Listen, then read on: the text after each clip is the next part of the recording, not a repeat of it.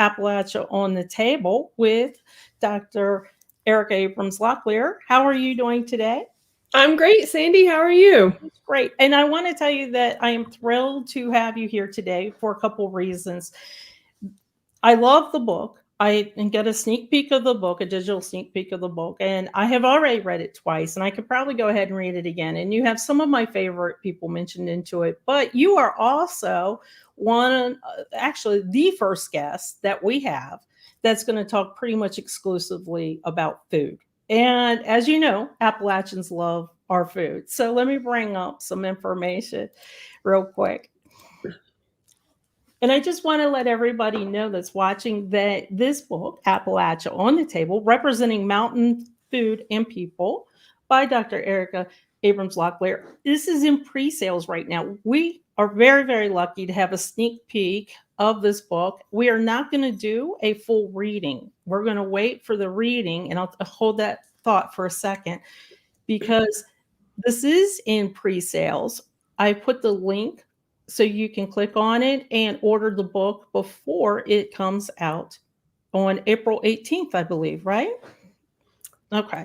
And let me give you a little bit of information about Dr. Locklear.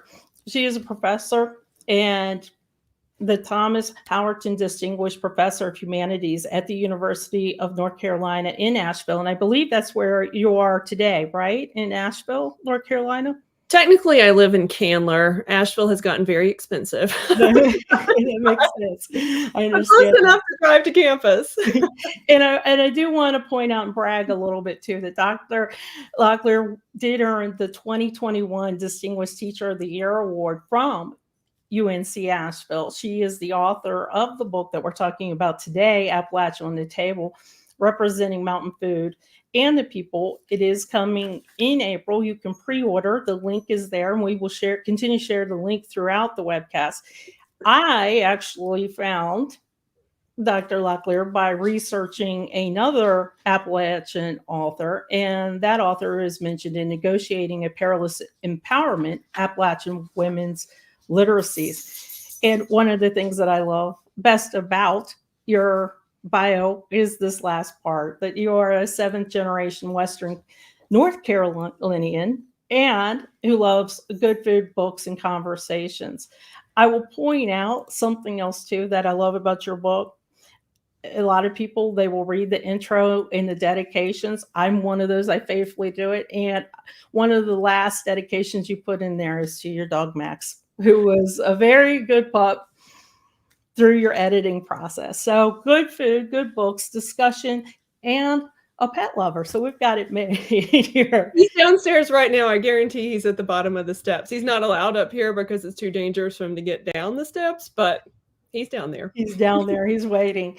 So let me go ahead and talk a little bit about the book and then give you a little bit of time to also explain what the book is. So when you wrote this book, I have here that how do long-held preconceptions about the Appalachian foodways color our perception of the region and its people?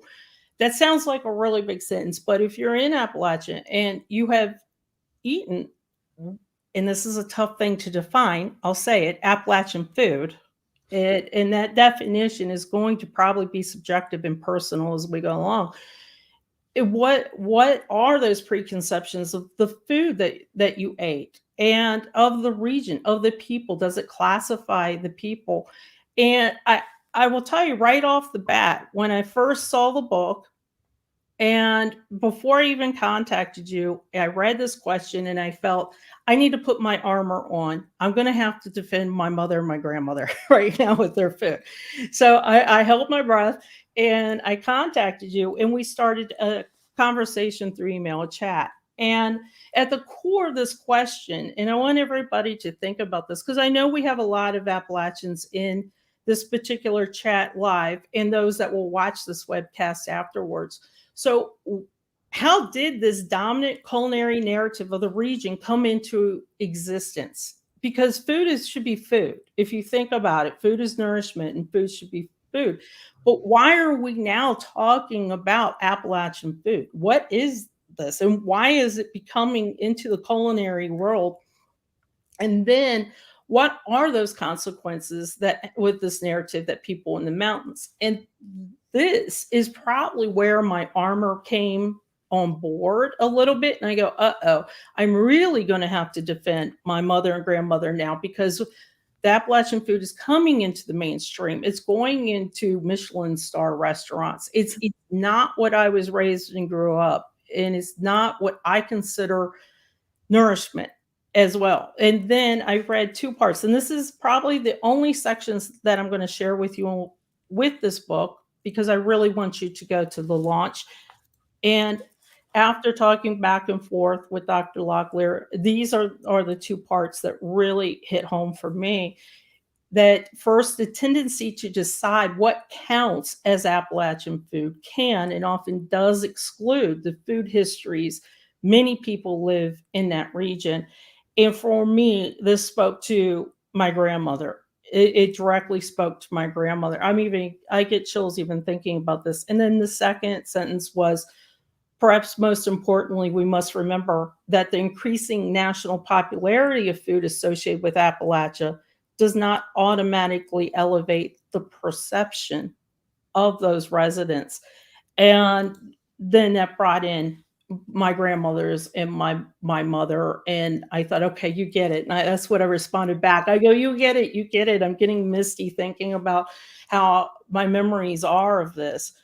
But you also educated me and told me it's okay for my food and my history to also be shared, not only outside of Appalachia, but also in different ways. So let me talk a little bit with you. What is Appalachia on the table? Well, you've done so much. First, thank you for having me. This is Thank you such for an joining honor, us. and I've really been looking forward to this conversation. And you did such a beautiful job grounding the book, and I'm really grateful for that and for your careful read through. I can't believe you've read it twice. So At that's really hockey, I was telling Dr. Locklear, you all know that I'm hockey fans. I ignored the hockey game. Yes. I appreciate that. I won out over sports. Yeah. So yeah, Appalachia on the Table is the title of my forthcoming book. The official release date from the press is April 15th, but it sounds like folks who pre-order will get their copies much sooner than That's that. great. So fingers crossed. And the launch event, I do want to tell you about that. And I really appreciate the info at the bottom of the screen right now. I'm really excited about this. It's on Tuesday, April 18th. It's at 6 p.m. Eastern Standard Time at Malaprop's Independent Bookstore and Cafe in Asheville. And it's a hybrid event. So you can attend it from anywhere. And I'm so excited. I'll be in conversation with award-winning chef John Fleer, who without a doubt is one of the chefs responsible for putting Appalachian food on the national culinary map. And he does so with such care and respect. And I can't wait to talk to him about it. So I hope that you'll join us. As you mentioned, if you're anywhere near the Asheville area, please register and go, because there will be a book reading. There will be a discussion with John Fleer and a chance to also get the book autographed. And the information is down below, also in the description. But it's also a hybrid, which means that those that cannot travel to Asheville can also attend virtually. Please pre-register. Give Malaprop's a chance to understand how many people are going to attend, especially in person. I will tell you that this particular bookstore, they do book launches, and they are so lovely to the Appalachian topics that if you're anywhere near or can be near or want to take a vacation, please do so, because they have great events, but there's lots of Appalachian books out there, lots of topics that we could talk about, and they are book launched, a lot of them at Malaprop's. And you can also pre-order a signed copy. Oh, So that's you great. can do that through Malaprops if you go to their website and look it up, even scroll down to the bottom. And so I'll sign it before they send it to you if that's exciting. You might be busy. You might be busy for a while. And it is pinned where to buy the book in general. But if you want to get the book actually signed and attend virtually or in person, again, all the information is down in the description below with the link. So make sure to definitely check that out because you don't want to miss this opportunity. We Appalachians talk about food all the time. One of our Discord channels that I'm a member of, it's very funny. It's almost like a speakeasy. As soon as somebody joins, one of our first questions is, "What do you think about biscuits?" So we talk about food quite a bit in our channel. And I do want to point out before we get further into this book, a lot of you that do happen to join us from some of these Discord channels, you will find some of your favorites in this book. I personally was thrilled to see Credis Williams discussed at length in the book, and I felt his words. I felt his word.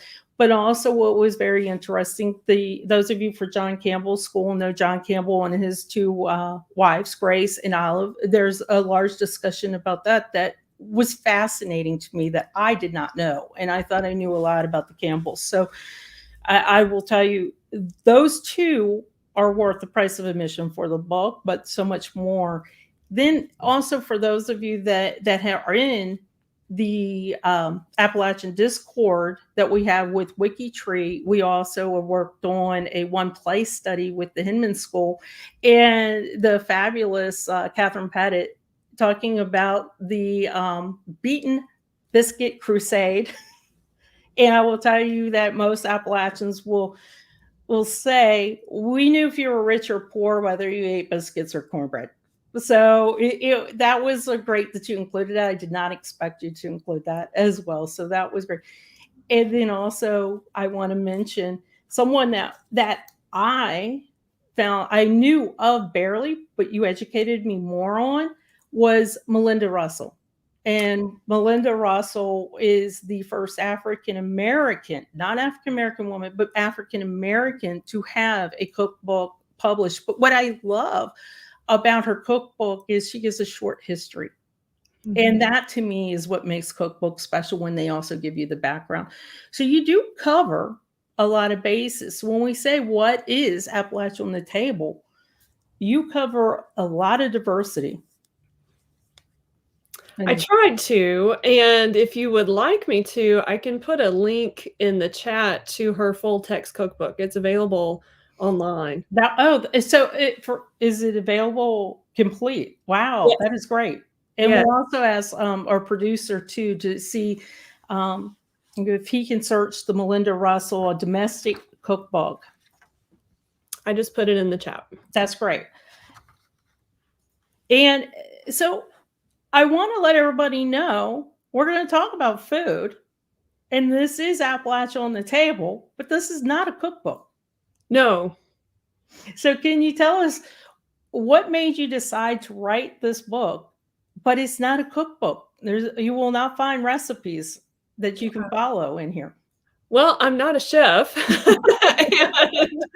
I love food and I like to cook and I love to eat, but I did not feel at all qualified to write recipes. I leave that to talented people like Ronnie Lundy and Sherry Castle and lots of other folks better qualified than me. But my training is in literary criticism, and I pretty much since I started graduate school have always focused on Appalachian literature, and food plays a huge role in Appalachian literature. And I kept noticing it, but I wasn't really thinking about it in a critical or a scholarly way until two scholars, David Davis at Mercer University in Macon, Georgia, and Tara Powell at the University of South Carolina at Columbia, invited me to contribute to a collection called Writing in the Kitchen.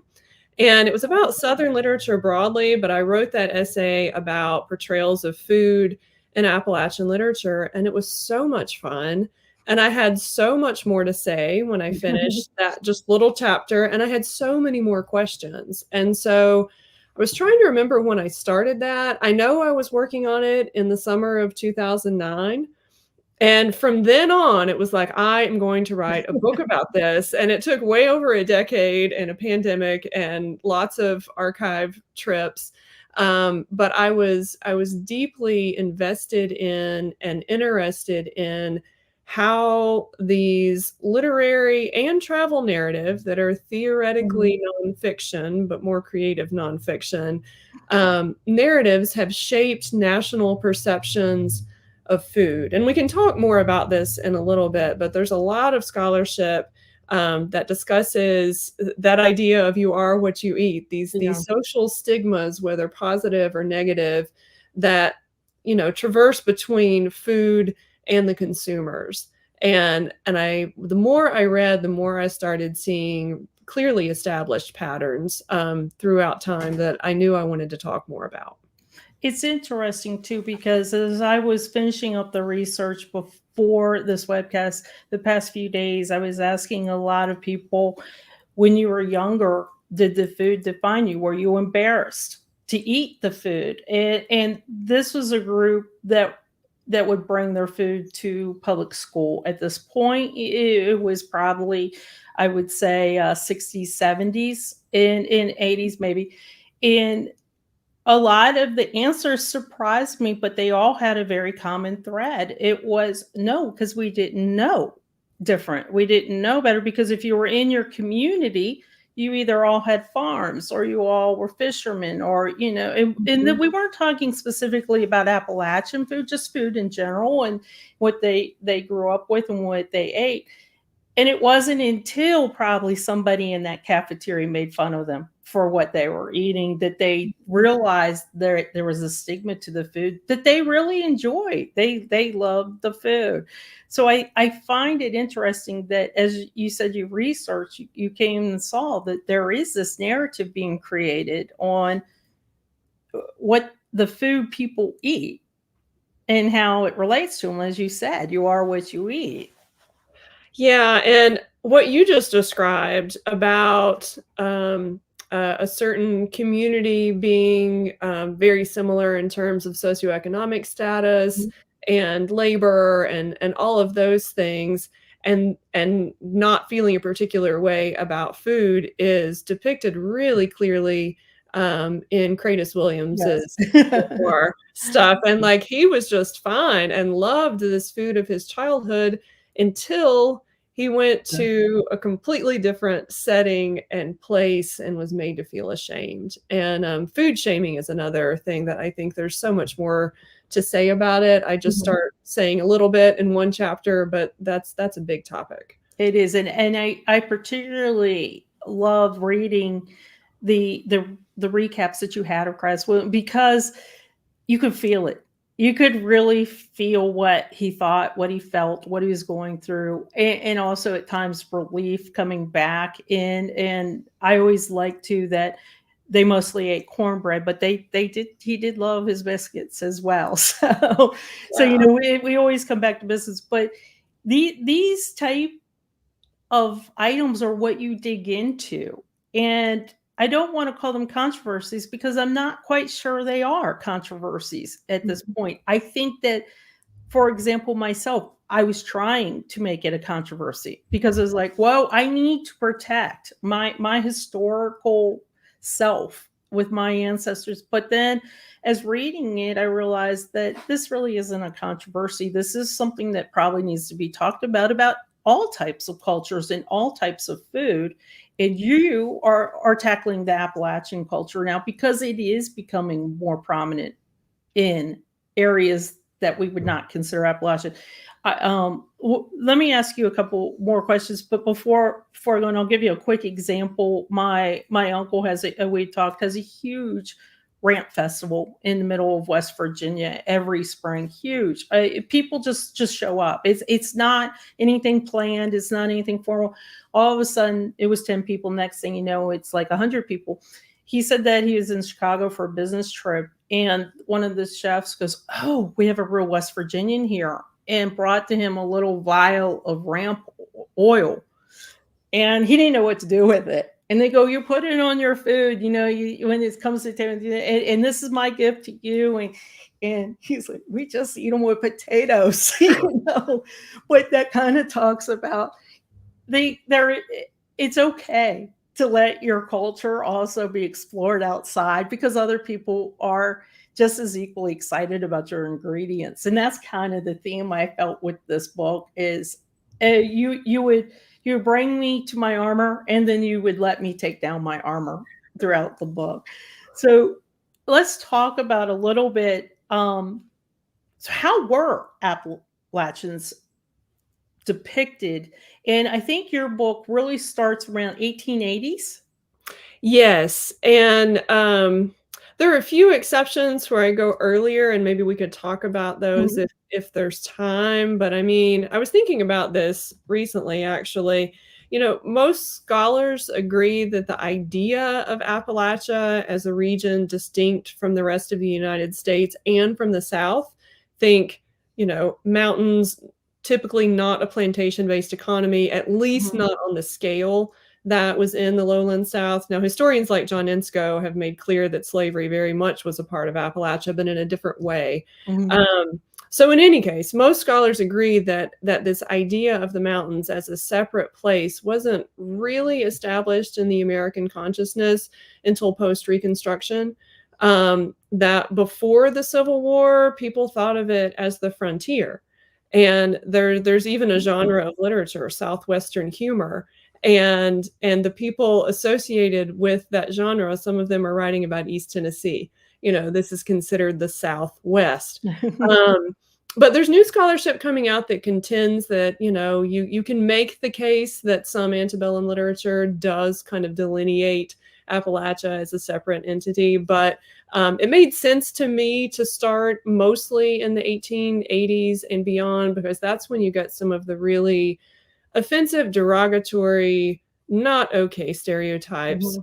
about Appalachian people. And there's been so much scholarship about the effect that local color literature and travel narratives had on the way that Americans came to view the region and its people. So if you can imagine someone living along the eastern seaboard who subscribes to the Atlantic Monthly, for example, and reads a short story that's about feuding mountaineers and moonshine and lazy, incestuous, drunk hillbillies, you get the idea. Yeah.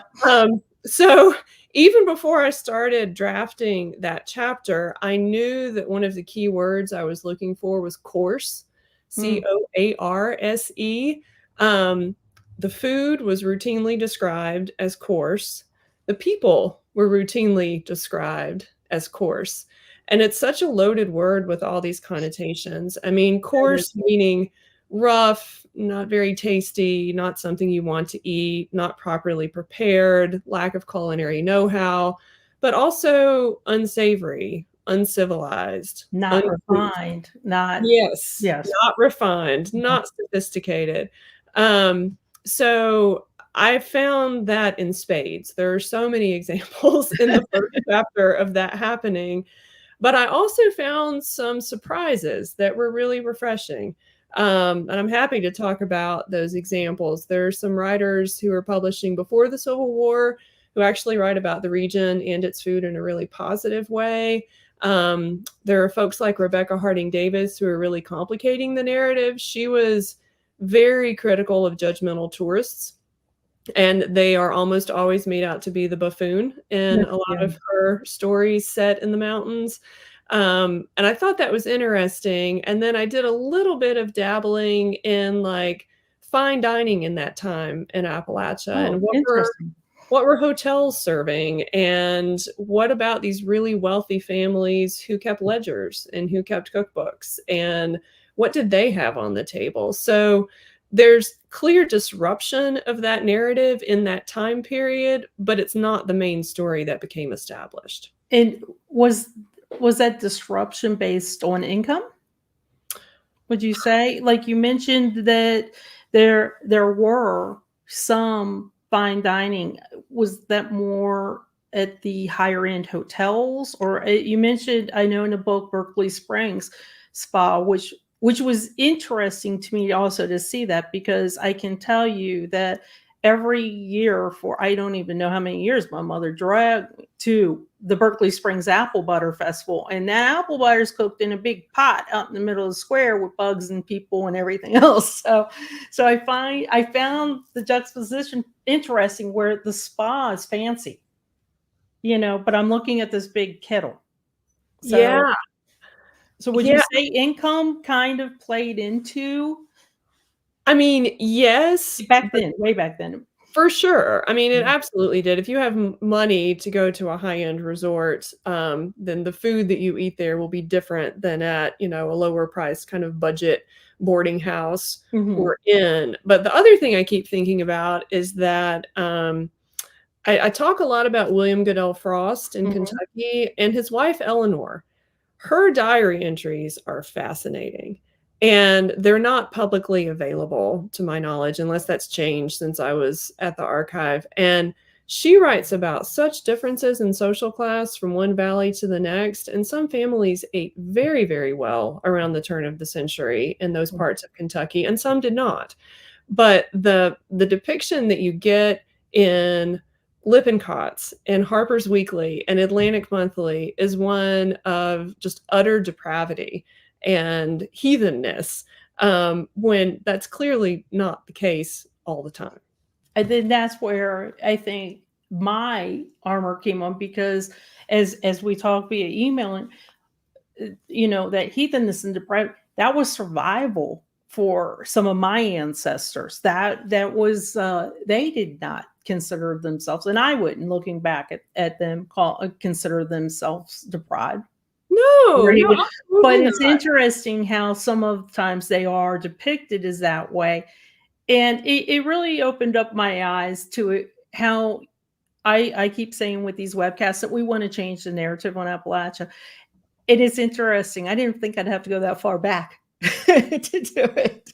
Well, and I mean, that was sort of the whole spiel for so much of that local color literature. It was to write about a place that was so foreign and exotic. And so you've got these lush descriptions of landscape that are so beautiful, juxtaposed with descriptions of people that are degenerate and speak in a very, very heavy dialect, and it's just Mhm. completely overblown. And even in the travel narratives that are supposed to be true, you've got these people traveling through the area and just acting so rude, so that you're invited into someone's home and they've prepared a meal for you and you've been traveling and you're hungry, and when you go write in your diary, what do you say? You say that the food was coarse, when what you should be saying is, I'm so glad I had food to eat. And a roof over my head, because we're not talking about travel today and fancy planes and trains and cars. We're talking about those trips were dusty. Yeah. There wasn't a fast food restaurant every stop of the train. You're right. I Do you think it was their inner self, where they were just so unsure of the food? Oh, they've never seen it before, that was so foreign that they could not let themselves attempt. I think of a 5-year-old, sitting a 5-year-old down in a fancy restaurant would be impossible. I think there was definitely a rural urban divide that people found off-putting. Mhm. Charles Dudley Warner, for example, took this big tour, and at one point this is in the 1800s, he's in Burnsville, North Carolina, and he writes, before they can attract tourists, they must learn something about the preparation of food. And then he gets to Asheville and he says, "Thank goodness for civilization, for barber shops and ice." And and it was really not so much about the food or the preparation, it was about convenience and about this divide between rural and urban. At least that's what I think. And I think that you also mentioned in the book, and I forget who it was that you were quoting, the preparation. They saw the preparation of the food being cooked, and that was too much for them. That they just said that would, pretty much, paraphrasing here, pretty much have me running for the next train or the next exit Yes. anywhere. God Awesome. forbid if you use a basin for washing your hands and Yeah. then use it to wash greens. Um, Mhm. poke salad also left people completely confused because the Yeah. host or hostess would say, "We're going to have salad." They would think it was a pronunciation of salad, and that was not what was served to them. So there was also confusion about naming. And that makes me kind of giggle inside and smile with Cradis Williams because the whole discussion with Appalachians between dinner and supper, those are two different events for us. And as he mentioned, that dinner was the larger meal, and dinner happened midday, and then supper was what they had for later on. And I can see where some of the different terminology or different things that are called differently would really confuse the tourists coming in. Did the towns, they needed the tourism, but the trains were coming through anyway, and the cars and the highways, so it just opened up a way for boarding houses and spas and hotels and restaurants as well. I know from traveling from Washington, D.C. to Virginia way back in the day, this was before an interstate, it was called Highway 50. And there's this little restaurant called Cake Upon Restaurant. It was a log cabin. I thought as a kid it was the coolest thing possible. I was with my grandparents and they stopped. Now, I thought they stopped because I was a classic, "Are we there yet?" No, they stopped because they needed the cup of coffee halfway through and the pie, of course. But those type of restaurants started popping up, after the Civil War and then became more popular. I find it a little fascinating that the food was similar amongst all of them. Some of it's regional. I understand that, some of it might be regional, but the food was similar. But the tourism in your book and the travel really surprised me. I didn't expect that aspect talked about in your book. And it, how much did the travel come in help the economy for these towns, for specific, pretty much specifically for the restaurants? And what I mean is, did they take the stories and were all of them negative, or did some have good travel journeys? Do you mean the people who Yeah, were traveling? the tourists, yeah, they came in because we hear so much of the crafts and the course and the things like that, but I have to believe that the tourists kept coming. That's a question I would love to Yeah, research. I would love to know more about restaurants that were available. I would like to see more menus and see I would what was too. served Yeah. and how those items were described. So, like, for example, when the Grove Park Inn opened, it was a wellness spa. It was Mhm. not a place to go party. They had a strict curfew, and their menus were so elaborate and were really focused on digestion. And so there would be these long descriptions about how long the oatmeal was cooked and where the oats came from and why this was good for you. But to answer your question about tourist impressions, it's hard to say without those kinds of, first person Diaries or primary sources. yeah, You know, I, yeah.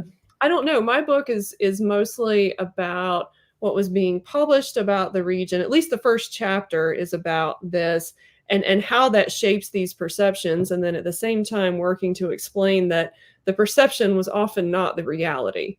And Um, and it's interesting that it wasn't because I feel so many people were nourished.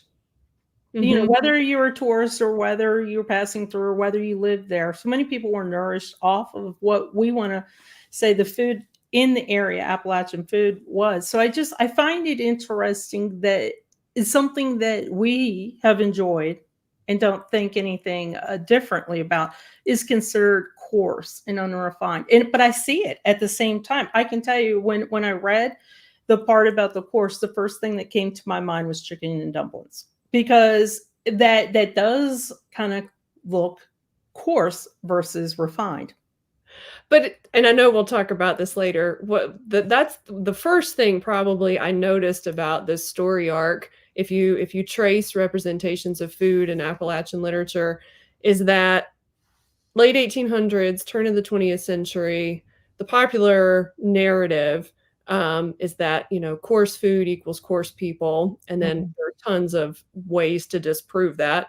And then as you move into the 20th century and by mid 20th century, you've got Appalachian authors like Harriet Simpson Arno Mhm. celebrating mountain food and talking about what a wonderful, thing that it is way before it becomes trendy.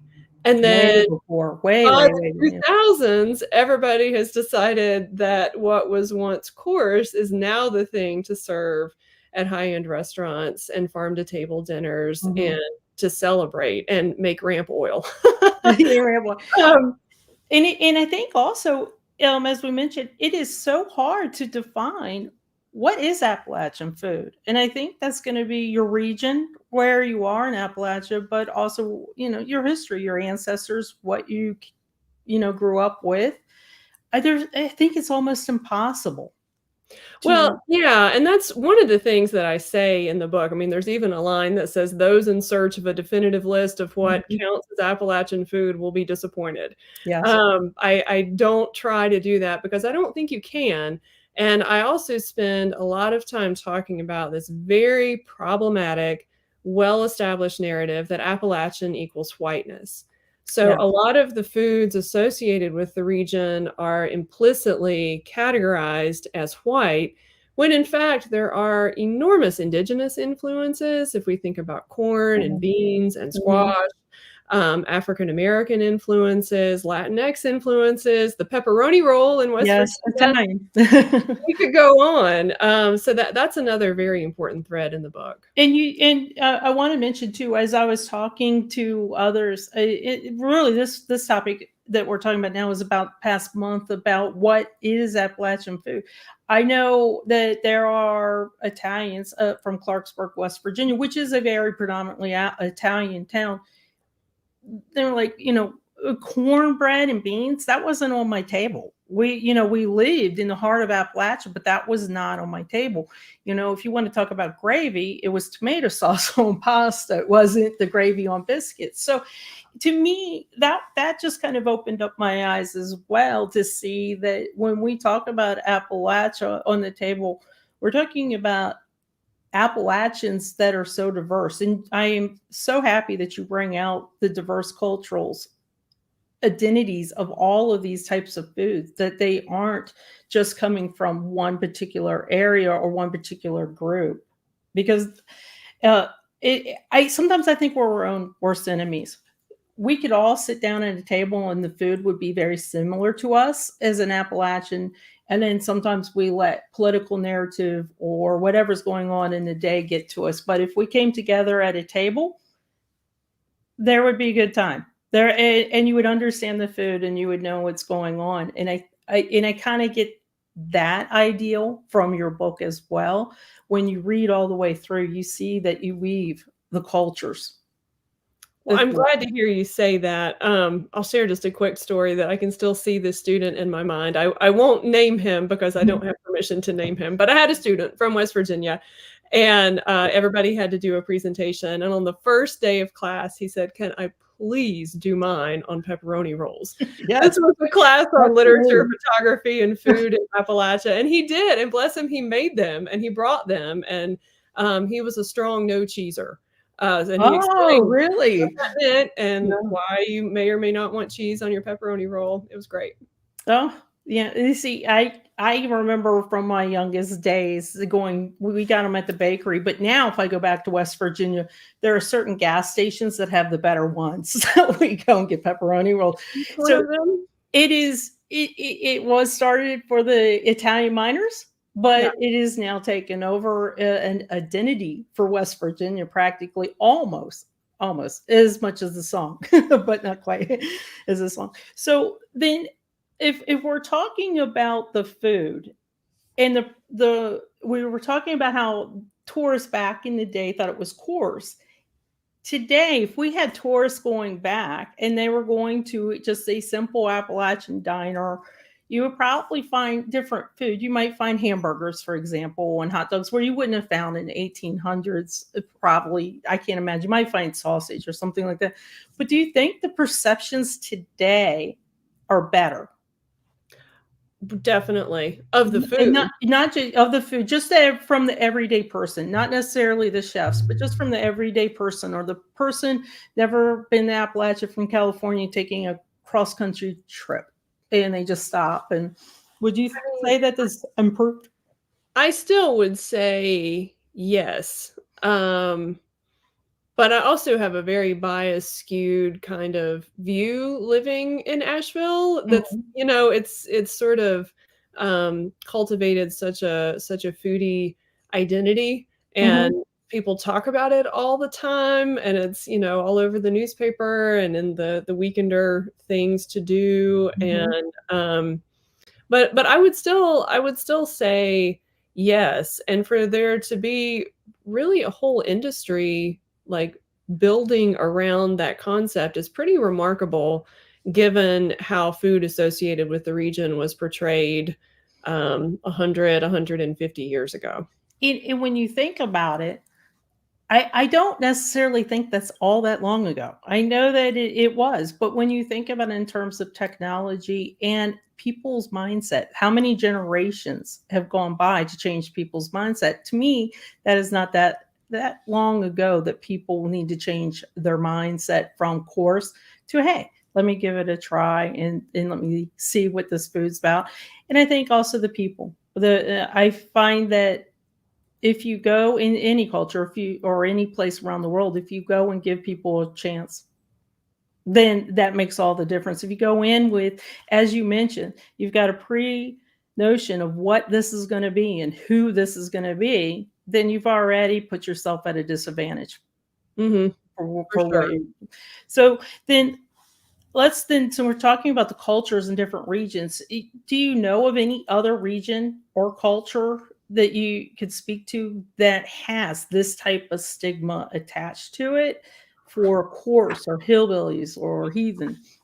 Yeah, I was thinking about that, question, and, I'm certain there are examples all over the globe. Mhm, My training is in American literature, Southern literature, Appalachian literature.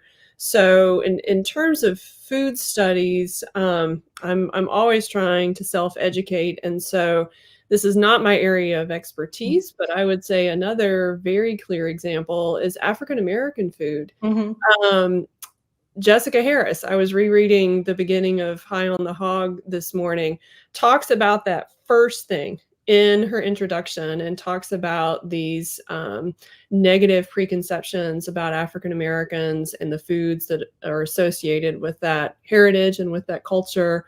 Um, and I was also thinking about a new book that I strongly recommend. It's really good, by a food scholar named Psyche Williams Forson, and it's called Eating While Black: Food Shaming in America. And the whole interesting. book is about food shaming. And her book before that is also excellent. It's called Building Houses Out of Chicken Legs. And Mhm, she talks a lot about those firmly established tropes of fried chicken, for example, watermelon, yeah. and what those meant historically, and why those are so closely associated with African American culture. So I think there's a whole lot to talk about and explore there. And you even mentioned a little bit, you touched a little bit on it, specifically the watermelon comments and things, that such in your book, Appalachia on the Table. And I Yeah. find it interesting. I don't want to give away too much of your book before your pre-launch, but I just found that interesting. Again, sometimes I feel we're our own worst enemies and Yeah. our preconceptions. I just and I will say, read the book. You'll understand exactly what I mean when you read that particular section. It kind of going back to the past couple of days where I asked a couple of the Appalachians and just people interested in Appalachia, were you embarrassed of what you ate? There was one lady said she took a sardine sandwich to school every day and didn't know any better, and that her culture was kind of looked down on because she did that. And I was surprised that, that was just something I didn't expect out of the blue. And then somebody else mentioned that they were raised on a farm, and it wasn't until they got to high school that they realized there were things like pizza and other things out there and burgers and hot dogs. And after going to school to college, came back and realized rather have the pot roast and then the pizza and things like that. So in a way, we all have our ideas of food. And this doesn't talk about taste. I know everybody has a certain taste for things and a certain like or dislike. I could mention pickles, and I'll get half the people here saying they love them, half people say they do not. But I think that if you're more open-minded to food in general, then you also see the hands that prepare it. And I love the cover of your book because in our family, hands are important. Hands are integral to everything we do. Whether you eat, whether you pray, whether you're sick, you're ill, you're happy, you're hugging.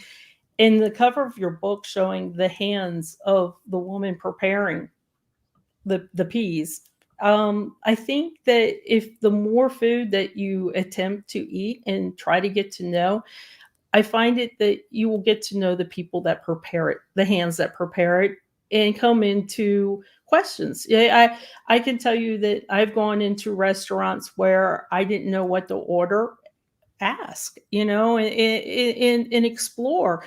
And that's where I would like the narrative of Appalachia food to change. If you don't know kind of what you're eating, instead of calling it common food names, poor food, trash food, ask about it. And I want to segue into what I thought poor food and trash food was. And I was very surprised at my own understanding. So poor food to me was what my grandmother cooked. She would put some potatoes in a pot with a carrot, and it wasn't the cream of potato soup you have now. It was just a simple broth, and that was poor food, but it was lovely to me. And then growing up, my mom was a single mother with 3 kids. And you kind of described a couple people what they call trash food. And I was like, oh my gosh, that was my mother. But still, both these foods were nourishment and surviving. As a single mother, one of the biggest things that we could beg her for was a frozen TV meal that had the little dessert and the cartoon on the thing. But a lot of people consider that trash food.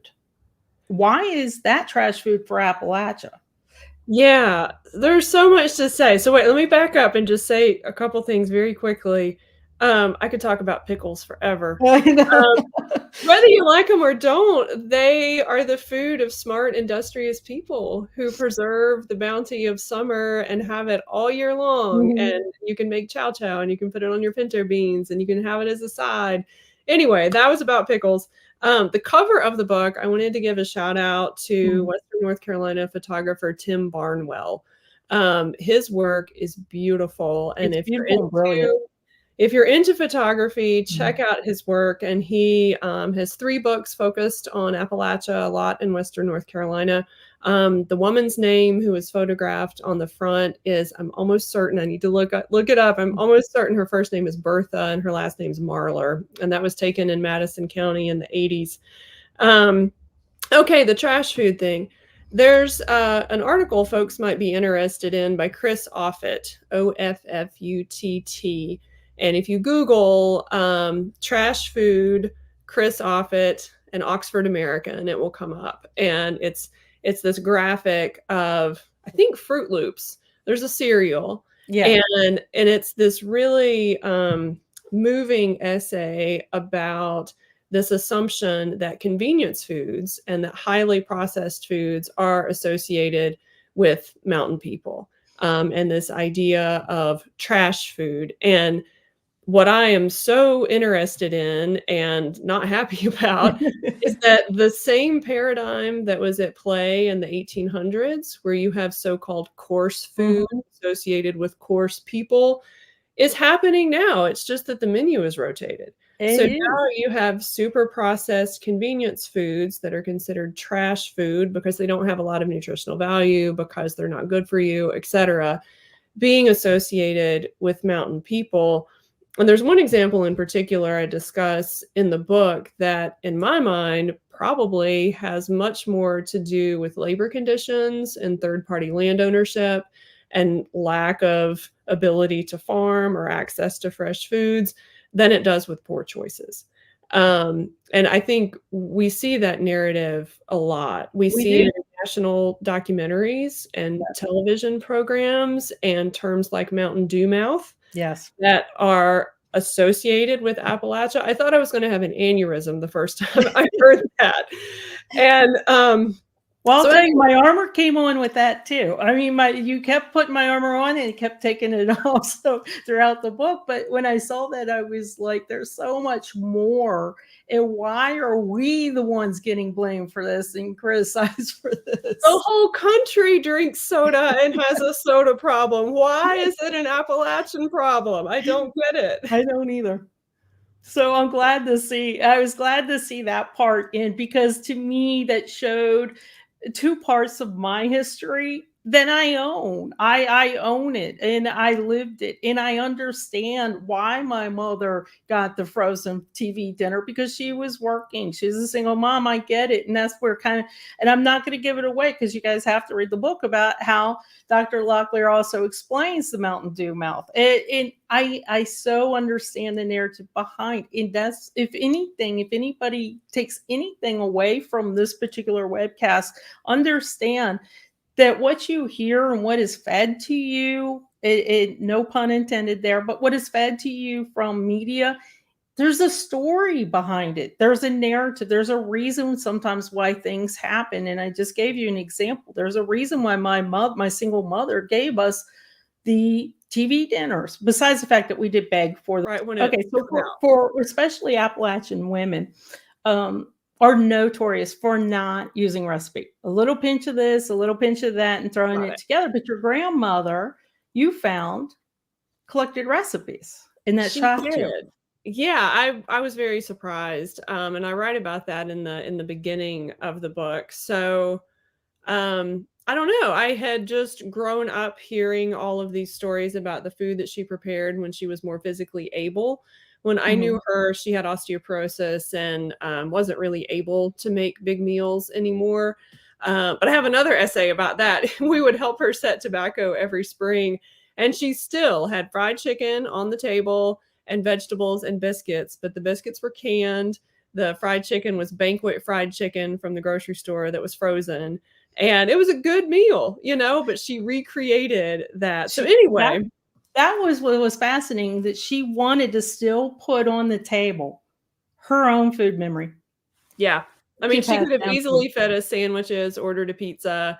It is hard work. And bless her heart, she would come out on the porch at like 10:30 in the morning and say, dinner's ready, which, was lunch. Yeah. But because, that she just wanted to make sure we were fed. But I had heard all these stories about her, frying fresh chickens that she had killed, usually only on Sunday and not every Sunday, chocolate gravy, biscuits, all these very traditionally associated with Appalachia foods. And so my mother, long after my grandmother had died, found this handmade, like literally tied together cookbook that had some handwritten recipes in it, but also had all of these clippings. And I was just amazed. They were from various publications.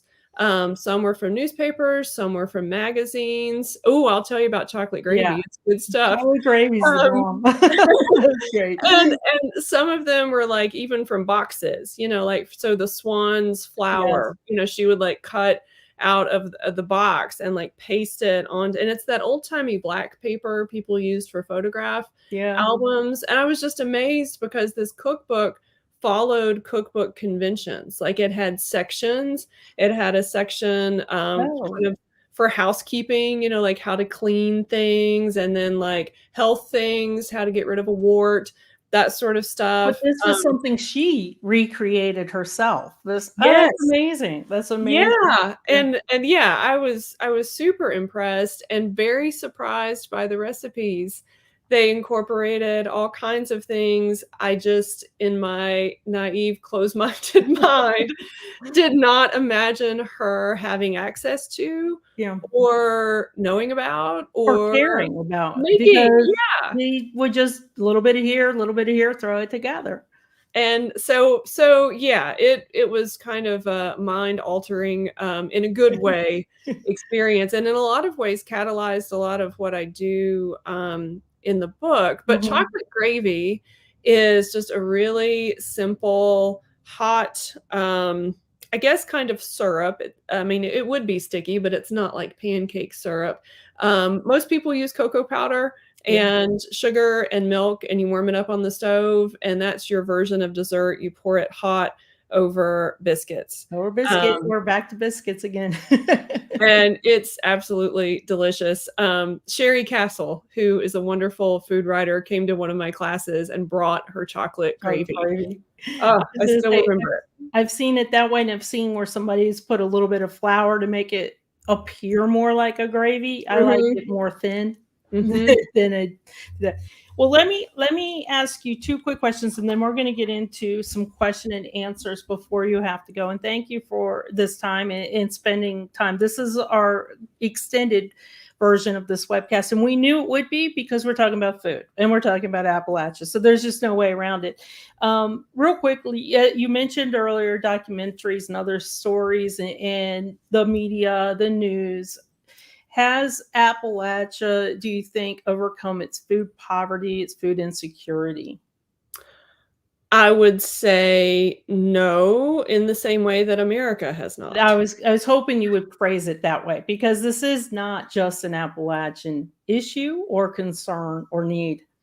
Yeah, I mean, I'm just so tired of Appalachia receiving the nation's problems Mhm. and being portrayed as the poster child for X, toothlessness, Mhm. obesity, food insecurity. There are so many things that are American problems that are made out to be Appalachian problems. And There's a solely Appalachian, it seems like the first wave of this narrative is poverty, and then you add in everything that comes with poverty, but I can find pockets of that in big cities around not only the world, but let's just take America and little small towns as well that are nowhere near Appalachia as and, well. there's a historian, Ron Eller, who Mhm. makes that point so well. Highly recommend his work. I agree. I agree. Okay, and then we kind of touched on this a little bit a few moments ago when we were talking about our mothers and our ancestors making this big meal. But do you feel, or have you seen that Appalachians today still put on a full meal? And I would Sure. say they do, not every day, not those meals, those big dinners or those big suppers that coming in from the fields, but I would say in our specifically our family, Sunday dinner is a mandatory, and we go all out. I still see the foods of the past because I do it. I continue it. My mother continues it. My cousins continue it. Do you find that that's still happening? I do, but there's also a difference between I put on a big meal in a way that works for me and my Mhm, work schedule and my family. mhm, So I may have bought some convenience things. I may have bought my potatoes already chopped at the grocery mhm. store or something like that. But then the end product is still this delicious, huge meal. And there's a difference in my mind between that and this sort of focus on heritage foods that are considered artisanal, Mhm. that just take an immense amount of time. They do. And I think there are plenty of people who still do that, but if you're going to make your own sorghum molasses, if you're going to cook hominy, if you're going to cure your own ham, if you're going to make an apple stack cake, you can't hold down a regular job. Oh, and you can't have a lot of kids running around wanting homework or attention either. You just cannot. That's why No. I'm always amazed when I go back and I see some of the time I spent as a young child with two of my grandmothers. I'm like, how in the world did you all do all this? And think you woke up in the morning knowing this was in front of you. This was your day, so it is kind of amazing. I love how you phrase that too, that you are going to keep the heritage in the food in general, but you're going to find ways to keep it convenient for you, which allows us to keep it going. Yes. Yes, yes. I mean, if I have to make beaten biscuit and stand there and pound the dough 500 times or whatever, it's just not gonna happen. No, it's not. And I was, like I said, I was thrilled when I saw in the book that you mentioned the Beet and Biscuit Crusade in the Hinman School. So I was like, I totally understand this.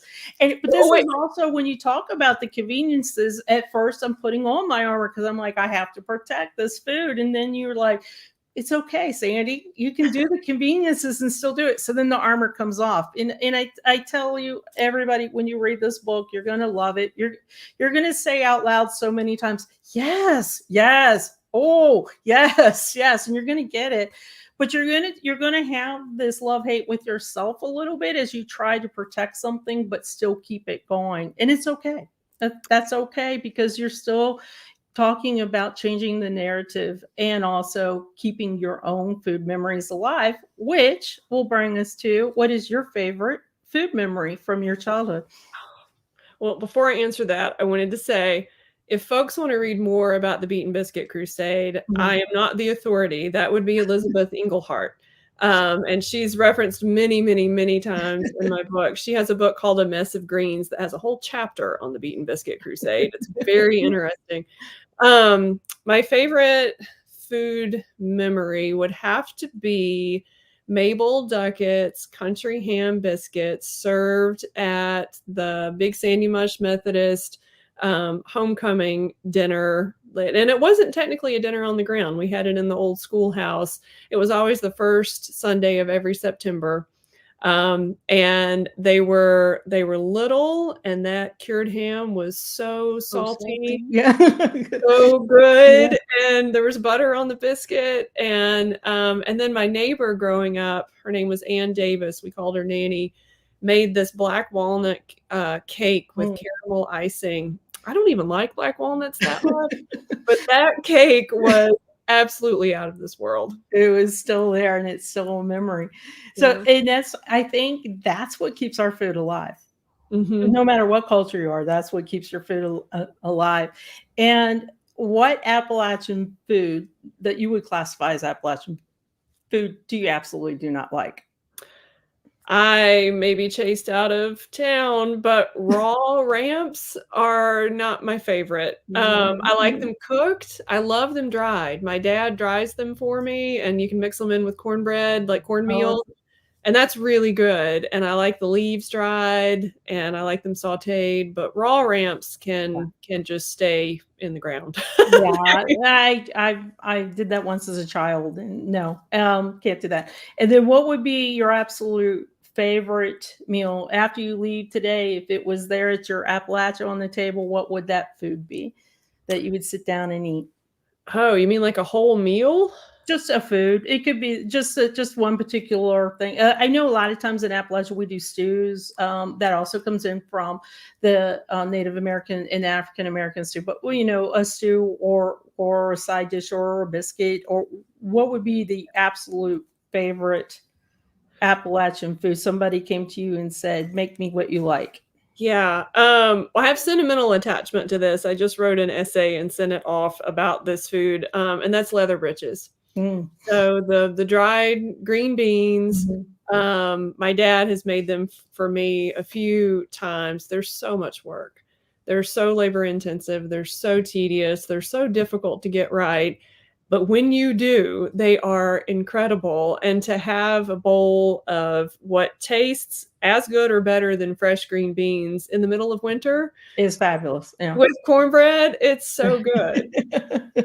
That is, let me go ahead. That was the end of my questions. I'm going to go through a couple questions that were sent to me in advance, and then if you have questions in chat, please go ahead and share them. And if I could ask my producer to also bring up the book launch information while we transfer over, I just want to remind everybody again that we are getting a sneak talk into this particular book, Appalachia on the Table. We're very lucky to do this. This is not something that normally happens. So we didn't want to go into too much of the exact book because that's reserved for the book launch that's going to happen.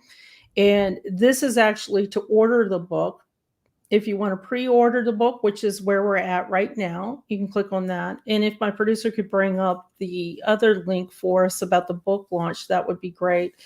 And the book launch will be April 18th in Asheville, North Carolina at Malaprops. It is an awesome bookstore. It's an independent bookstore. And you know that we always promote independent stores. And this one just loves Appalachians and Appalachia. So it'll be really interesting to be there. But also, let me see if I can bring it up. What is great about it is you'll also be in conversation with someone that's in Asheville as well, Chef Flair. So, and as you mentioned too, that talking about the chef, he's very respectful of the ingredients. He understands them. He loves them and treats them with respect in the culture with respect, which is great. So let me go ahead and show you guys the book launch here. So the book launch, April 18th. If you are anywhere near Asheville, North Carolina during this time, please show up. There will be a book reading and a discussion between Dr. Locklear and the Chef Flair, as well as you'll sign books there.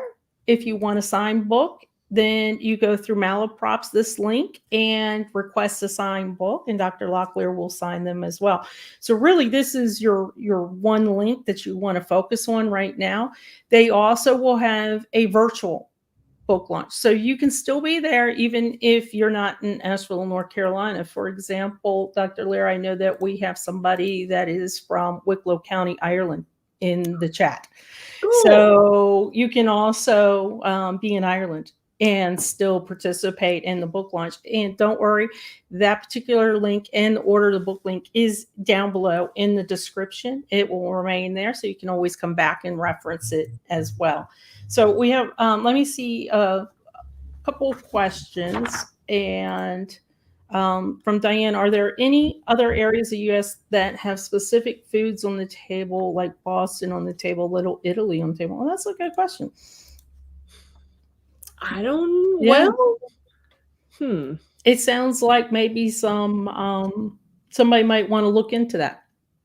I do think though that, and this is me being prejudiced probably, I do think that those books would be more, I think of more as cookbooks than I do as Appalachia on the Table, because Appalachia on the Table is trying to change the narrative of dumb hick, coarse, in hillbilly, things like that as well. Trash also, I'm sorry, I didn't mean to interrupt you. I'll also say that there's a huge body of scholarship about Southern food, and the roots of Southern food, and foodways is just a burgeoning field. The Southern Foodways Alliance has a ton of resources that I'm sure would be of interest to people listening to the webcast. And what's interesting to me about Southern Foodways is that is so multicultural. It's amazing to read about the different cultures coming into those. Let me go ahead and we kind of talked about some examples of Appalachian food already. Oh, this was a big one, and we only have about 5 minutes left. So let me ask, what was the Live at Home program, and was it successful? I can't believe this is a question. I love that this is a question. So I write about this specifically in the book. I'm gonna mess up this person's name. I'm pretty sure it's Monteith is the last name. I learned about the Live at Home program when I was writing an essay about food in Ron Rash's work. If any of you know the Appalachian writer Ron Rash. And Live at Home was a slogan that meant you had enough livestock and crops in your own personal garden to sustain your family, that you could essentially raise what you needed to survive. So a subsistence-based economy. And when that became difficult to continue is when people made the transition from subsistence-based agriculture to an industrial economy and cash crop economy. So especially the one I focus on North Carolina in particular, and the governor of North Carolina, O. Max Gardner, in the 1930s, sort of seized that as his slogan for the state. And it was directed mostly at farmers in the eastern part of the state, but it also impacted farmers in the western part of the state, which I write about, who were dependent on a cash crop economy, meaning they grew crops they couldn't eat. So if you are, investing all of your time and your resources in your cotton crop or your tobacco crop, then you're not putting time into your home garden, or you don't have the funds to buy a cow, for example. And so this program was supposed to teach people how to do both at the same time, to still have a large cotton or tobacco crop. This is largely directed at tenant farmers, sharecroppers, and still grow enough to eat on their own. Was it successful? I don't feel that I'm qualified to answer that question, but I will tell you what scholars who have written about Omex Gardner say. They would say no, and they would say that he knew it was not successful, but that it was a very savvy political campaign. move. Yeah. He even had live-at-home dinners at the governor's mansion in Raleigh that were essentially farm-to-table dinners in the 1930s. And they featured all these dishes from different parts of North Carolina, and you could have your after-dinner cigarette and look at your menu and think, oh, these black walnuts came from Madison County. How quaint. That is funny.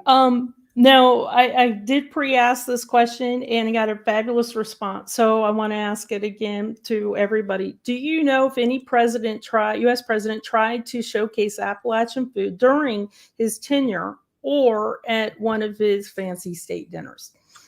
I don't know, but I know who can answer the question. So just last month, I brought food writer, culinary historian Adrian Miller to campus at UNC-Asheville, and he gave a talk based on his book called The President's Kitchen Cabinet, and it's about Black chefs in the White House. And he focused his talk on Southern Black chefs in the White House, but he has done tremendous research. And so if anybody would know, it would be him. And I would recommend also looking at that book because it does give a fascinating history, especially if you're talking about food and Southern food, which will be, Appalachia has its southern region and South Central region as well. Let's see. Do you believe what was a bigger change for Appalachians in their food, refrigeration, or travel? I think what they meant for them themselves, not for tourists coming in. My dad would say refrigeration or canning. Yeah. We have this conversation pretty often, and there are certain sort of watershed moments in his childhood. He was born in 1938 and grew up with his grandparents and his mother, and they had a Delco generator before electricity came. But he remembers when they got a refrigerator, and he remembers drinking truly cold milk that wasn't kept in the spring house, and what a difference that was. Talking about this makes me realize I need to ask him more about how that changed labor for his mother and grandmother, the ability to preserve food more than a day. Yeah. But he also remembers when cooperative extension agents came and demonstrated canning. And this ability to preserve longer than they already knew how to do was really transformative. I think that has got to be one of the biggest things most of us that grew up with Appalachian grandparents, is the canning. And they would say, go down to the cellar and get this or get that. And that was a whole event. Sometimes that was a community event that you got together to can. Okay. And let's see, what's next for Appalachian food? I don't know. I was just, I mean, the restaurant scene is really fascinating to me, and I'm just interested to watch and to see where things go. I was looking at the menu for Audrey. It's a restaurant in Nashville. I was looking at that yesterday. Sean Brock is the chef. He has Appalachian roots. He's initially probably best known for his restaurant in Nashville, Husk. Yeah. There was also one in Charleston, and there was some controversy around that. But this one in Nashville, Husk was in Charleston. Nashville is Audrey. Features Appalachian food in really interesting ways. So I think it's interesting to see where that goes. I think so too. Can I say one last thing? Yes, absolutely. At the end of my book, I talk about one of my favorite authors that if you don't know, you should run to the store and buy his books. Robert Gipe. And food plays a prominent role in all three of his books. He has a trilogy: Trampoline, Weed Eater, and Pop. And Pop is essentially a meditation on the current craze over Appalachian food. And there's this big focus on apple stack cake, and there's a character who is just so put out with it that she throws the apple stack cake on the side of the hill because she doesn't want to see a picture of it on Instagram. She just wants to sit down and eat the cake. His rendering of that is just really beautiful, and it's like the table that he sets for readers has traditional foods like apple stack cake and cornbread. It has convenience items, oatmeal cream pies and weenies, and it has some like fine dining takes as well, so that you would have like Asiago cheese and your macaroni and cheese. So yeah, I would recommend that for